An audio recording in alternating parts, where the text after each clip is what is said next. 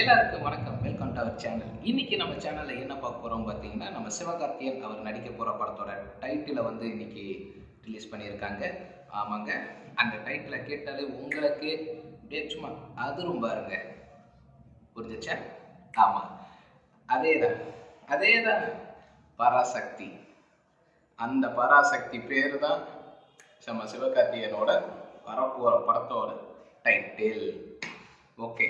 இந்த டைட்டில் டீசரை பார்க்கும்போது என்னன்னு பார்த்தீங்கன்னா, ஒன்ஸ் அப்பான் எ டைம் அப்படின்னு ஆரம்பிக்கிறாங்க. அந்த 1900 அந்த காலகட்டம்னு வச்சுக்கோங்க. ஒரு காலேஜில் நடக்கிற ஒரு பிரச்சனை. இந்த காலேஜில் இருக்கிற பிரச்சனையை வச்சு தான் இந்த படத்தை கொண்டு போகிறாங்க. அதில் ஒரு போராட்டக்காரராக ஒரு எப்படி சொல்கிறது, ஒரு வழி நடத்துகிற ஒரு தலைவர் பொறுப்பு மாதிரி இவரோட லுக்கை பார்த்தா அப்படி தெரியுது. கிட்டத்தட்ட பஞ்சில் விஜய் சேதுபதி விடுதலை அந்த ஒரு கேரக்டர் மாதிரி சிவகார்த்திகேயனுக்கு இருக்குது. ஆனால் இது வேற ரோலாக இருக்கும். அதே மாதிரி நடிக்க மாட்டாங்க. ஸோ அது வேற ரோலாக இருக்கும். ஆனால் அந்த ஒரு பொசிஷன் அந்த மாதிரி தான் இருக்குது.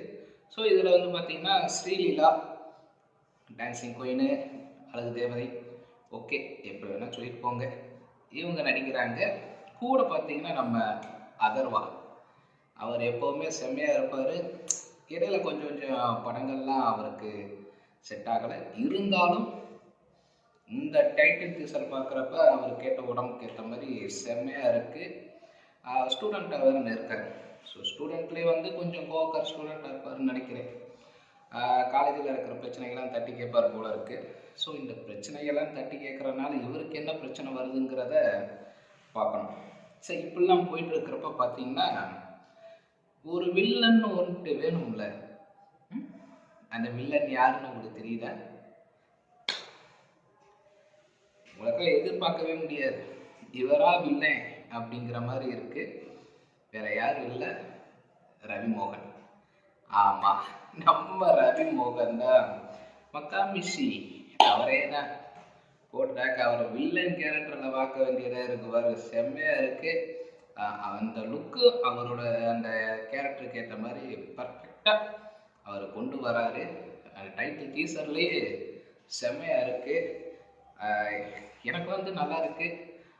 படம் ட்ரெய்லரு டீசர்லாம் வர்றதுக்கு நான் எதிர்பார்த்துட்ருக்கேன். உங்களுக்கு எப்படி இருக்குங்கிறத அந்த டைட்டில் டீசரை பாருங்கள். உங்களுக்கு பிடிக்கும் நம்புகிறேன். அடுத்த ஒரு வீடியோவில் உங்கள்கிட்ட பேசுவோம். அது வரைக்கும் பாய்.